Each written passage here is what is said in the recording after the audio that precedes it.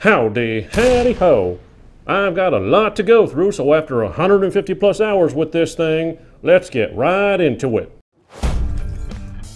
Okay, yeah, it's not a looker, though there is a bit of deception. It's thinner and sleeker than it appears. The big black deck is actually rather thin, like pushing a rope. Of course, while still light, it does clock in at 1.5 pounds. Until you get used to the weight, you might find some positions used to play handheld a little less feasible. But about getting used to, the ergonomics were clearly the focus. In fact, both sticks being vertical and the buttons being so close means you'll get used to this in about 15 minutes or so. Unfortunately, as I predicted, the back buttons are a little harder to press than they should be, which led to me pretty much never using them. That also ends up being the case for the track pads. Where a mouse is needed, this is a serviceable substitute, but because of the thumb curling position, I only used them when necessary. It's also important to note that the haptic feedback is transmitted through the touch pads. One only needs to play with these during boot up to know exactly what I mean. And finally, the function buttons are a little mushy. There were a few times when I pressed them and nothing happened, though I really couldn't determine whether that was a UI bug or that I simply just didn't push it hard enough. In summary, this is solid, properly ergonomic, and well thought out hardware design language. It has its shortcomings, mostly in lesser used functions and buttons, possibly because Valve knew this,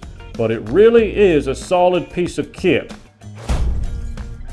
The screen is the first thing you're gonna see, and I'm not gonna deny it ain't all that great. It's an LCD screen that, much like the base Switch, has poor pixel response. It's also an awkward native 800p resolution, which leads to a very important note to make. I find that 900p is the ideal resolution in most games, but you'll have to allow for this resolution in the properties of each game. Yes, even handheld, 900p provides a cleaner image than native resolution.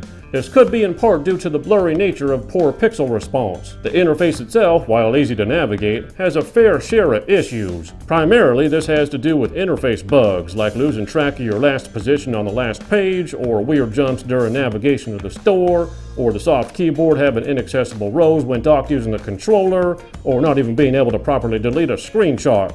On the flip side though, the interface has functions that are unique, such as the ability to view community game guides while playing. Yeah, I know, that's pretty nifty. Now you might have been hoping I'd be getting into how this can also be used as a PC, but this is a review, and most people will not be using this as a PC, but as a gaming handheld. But know that you can switch to full Linux PC mode if you're a tinkerer, which leads perfectly into the next section. The hardware is a capable APU, a 4-core 8-thread CPU paired with a 1.6 teraflop GPU. It's basically a handheld PS4 where modern hardware efficiencies make up the 0.2 teraflop difference. But here's the thing, it really is impressive that it can run most games on high settings and perform this way. But this often comes with a major caveat: fan noise.